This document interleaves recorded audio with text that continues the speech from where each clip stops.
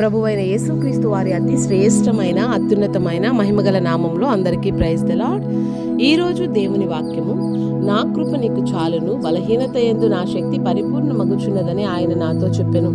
2 కొరింథీయులకు రాసిన పత్రిక 12వ అధ్యాయము 9వ వచనం.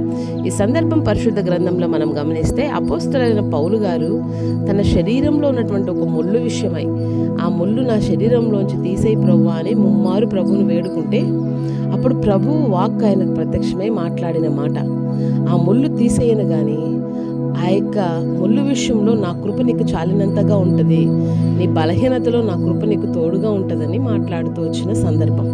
అవునండి, నా జీవితాల్లో కూడా కొన్ని సమస్యలు, కొన్ని కష్టాలు చూసి అవి తొలగిపోవాలని మనం కోరుకుంటాం. కానీ వాటి ద్వారానే మన జీవితంలో ఒక ఆశీర్వాదం లేదా ఒక పాఠం మనకు తెలియజేయడానికి ప్రభు ప్రయత్నిస్తున్నాడు. అయితే ఆయన చాలినంత కృపతో మనల్ని నింపేవాడు. ప్రతి పరిస్థితిలో కూడా కృపతో నింపి ఆ పరిస్థితి నుంచి, కష్టం నుంచి విడిపించేవాడు. కనుక ఆయన మీద ఆధారపడదాం.